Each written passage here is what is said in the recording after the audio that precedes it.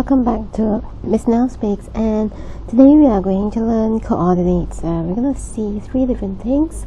First of all, we're going to see what coordinates are made of, and then we're going to learn how to calculate the gradient between two coordinates. We're going to find the midpoint between two coordinates, and we're going to find the distance between two coordinates. So let's look at this thing which is called the Cartesian plane. If you can still remember, where we have the x-axis and the y-axis, and it's always in this case where a point will exist and always written in a bracket with the x coordinate first and followed by the y coordinate. If you want to plot a point on the Cartesian plane, you can use a small little x, and then you can write the coordinate right next to the point. So for instance, this point here is 2, 5, and I have another point here which is, say, 4, 7. Okay, so I have 2 points on this Cartesian plane. One is 2, 5, and another one is 4, 7. It's just a rough assumption. Okay, now let's say now I want to find gradient, so we need to know what gradient is. So gradient signifies a slope or the steepness of a particular line. So the steepness can be measured by how steep the line is. So you can have a line that is like that, like that, like that, like that, and even flat. So you can have different lines with different steepness. Now the higher the line goes up to, the more steep the line is.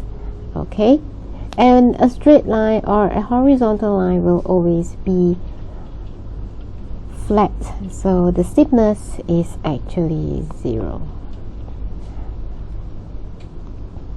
So going back to the example that we have, 2 points, one is 4, 7, another one is 2, 5. So how do you find the gradient? The gradient will be given by the formula taking the differences of the y and then divided by the difference of the x coordinate. So in this case here, your y will be 7 minus 5, sorry, and the x coordinate will be 4 minus 2. So 7 minus 5 is 2, 4 minus 2 is also 2. Therefore, the gradient is actually equals to 1. Now, some people say, can we actually reverse this?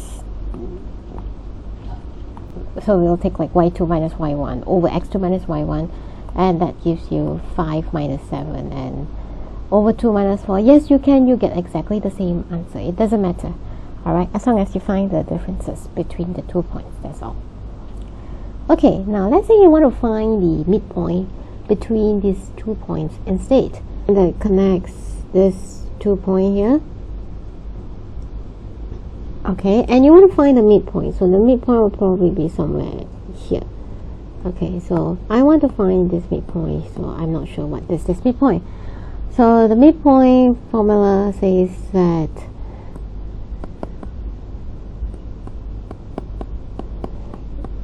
you take the addition of both y and x coordinate, and then you divide by 2. So the x coordinate for the example that we have is 2 and 4.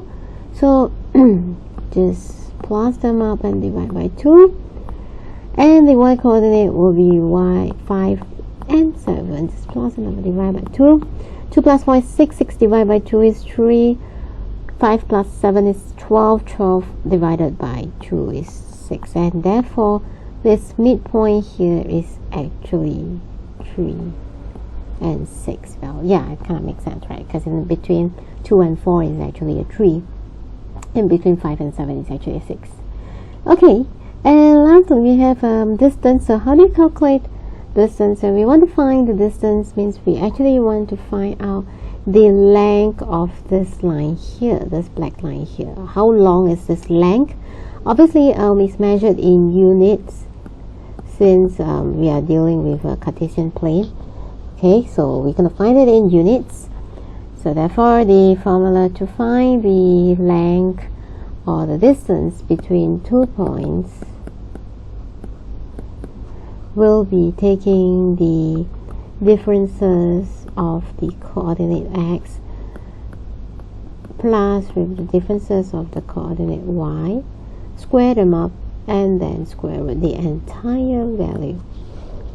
So again, x1 is 4 minus 2, and then we have 7 minus 5 for the y.